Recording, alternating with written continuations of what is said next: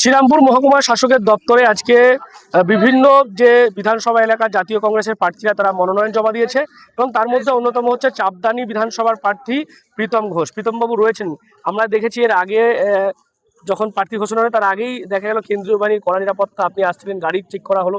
এই যে যে এত কেন্দ্রীয় বাহিনী কার্যত যুদ্ধক্ষেত্র হয়ে গেছে এই মুহূর্তে বাংলায়। দেখুন, কেন্দ্রীয় বাহিনী বাংলায় থাকাটা খারাপ বলবো না, তার কারণ শাসক দল যেভাবে ইলেকশনের সময় গন্ডগোলটা করে তার জন্যই কিন্তু প্ররোচিত করেছে, ওরাই প্ররোচিত করেছে এদেরকে আনার জন্য। যদি একটা নর্মস মেনটেন করতো তাহলে এটা হতো না। এবার কেন্দ্রীয় বাহিনীগুলো অদ্ভুত, তারা যেখানে তেরঙা দেখছে সেইখানেই বেশি করছে, গেরুয়া দেখলে আর সেই দিকে যাচ্ছে না। মেনলি এই সময় কিন্তু অনেক টাকা পয়সার লেনদেন হচ্ছে। আপনাদের মনে আছে কোনো এক দিল্লির মহান নেতার হেলিকপ্টারের থেকে নামার পর দুটো সুটকেস নিয়ে ছোটার সেই ছবি কি আপনাদের মনে আছে?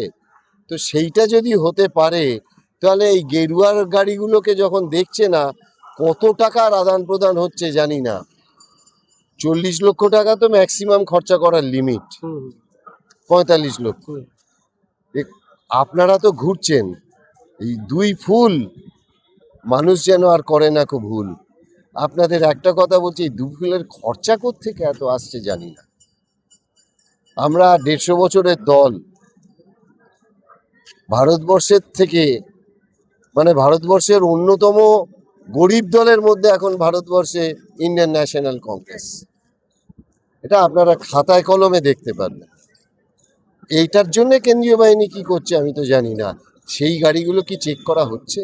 আপনি চাপদানির কথা বলছিলেন, দেখা গেল সেখানে অনেক শিল্প এখন ঢুকছে। আপনারা যখন জাতীয় কংগ্রেসের সেন্ট্রালে ছিলেন ক্ষমতায়, তখন এই সমস্তগুলো তৈরি করা হয়েছিল। তো এখন যদি আপনাকে মানুষ আশীর্বাদ করে চাপদানি এই শিল্পাঞ্চলে, কি করবেন? দেখুন, শিল্প যেমন চট শিল্পের বিকল্প নেই, কিন্তু প্যাকেজিংয়ে এবং নতুনভাবে চট শিল্প, অন্যভাবে চটের সুতো থেকে এখন জামা কাপড় পর্যন্ত হচ্ছে। সেই জায়গাটাকে ডেভেলপমেন্ট করেছিলেন প্রণব মুখার্জি যখন এনজেএমসি করলেন এবং জেসিআই করলেন। এই দুটো এনজেএমসির আন্ডারে 6টা মিল গেল।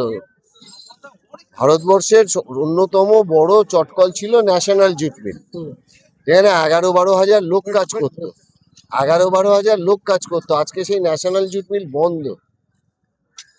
আজকে কেনিসান, আপনাদের ঠিক শ্রীরামপুরের উল্টো দিকে কেনিসান জুট মিল বন্ধ। তো এই এনজেএমসি মিলগুলোকে তুলে দেওয়া হলো, সেটা কিন্তু এই 14 সালের পর থেকে ধীরে ধীরে হল।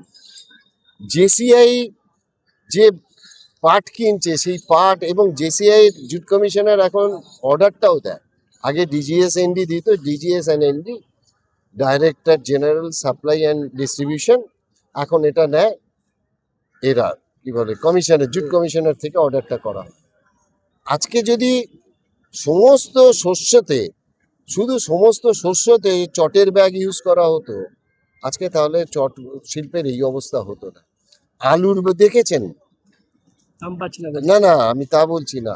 আলু যে লোড হচ্ছে, আপনারা যখন ছোট ছিলেন, আজ থেকে 10-15 বছর আগে, 20 বছর আগে এই মশারির ব্যাগ দেখেছিলেন? চটের ব্যাগ থাকতো তো। এই মশারির ব্যাগটা এলো কবে থেকে? গত 10 বছরের মধ্যে ঢুকেছে গুজরাট থেকে।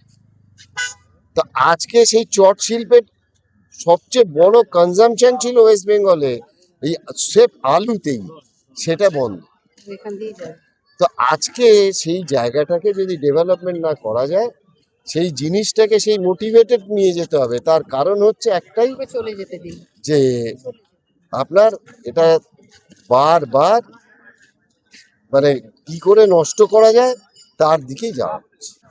এই যে দুই ফুলে, তাহলে মানুষ ফুলে এখন কার্যত হাতের উপরই ভরসা রাখতে পারে করছিলাম। আমাদের এটাই হচ্ছে, আর কোনো ফুল নয়, আর কোনো ভুল নয়। মানুষকে আমি বলতে পারি না মানুষ ভুল করেছে, কারণ মানুষ গণদেবতা, তারা ভুল করেছেন এই কথাটা আমি কখনো বলতে পারি না।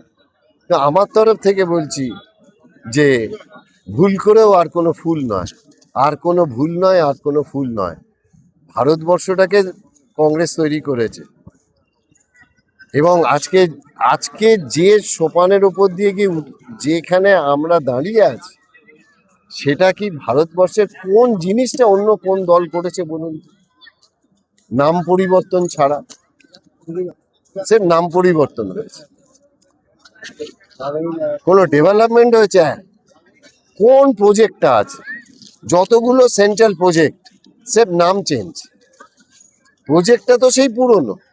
সজল ধারাকে আপনি জল জীবন মিশন করছেন, স্বচ্ছ ভারত করছেন কাকে? নির্মল মিশনকে। সর্বশিক্ষা মিশন আমাদের, প্রধানমন্ত্রী সড়ক যোজনা আমাদের। তা কোন রাস্তা কোনটা আপনারা করেছেন? আপনারা কোনোটাই করেননি, খালি নাম পরিবর্তন। আজকে ভারতবর্ষের এক্সচেকারের অবস্থা কি? গ্যাসের এই অবস্থা কেন? আজকে জানা ছিল না যুদ্ধ হচ্ছে, স্টক করতে পারতো না? ইরান আমাদের এতদিনের পুরনো বন্ধু, তার সঙ্গে এই ব্যবহার না করলেই হতো, সে রেডি ছিল দেওয়ার জন্য।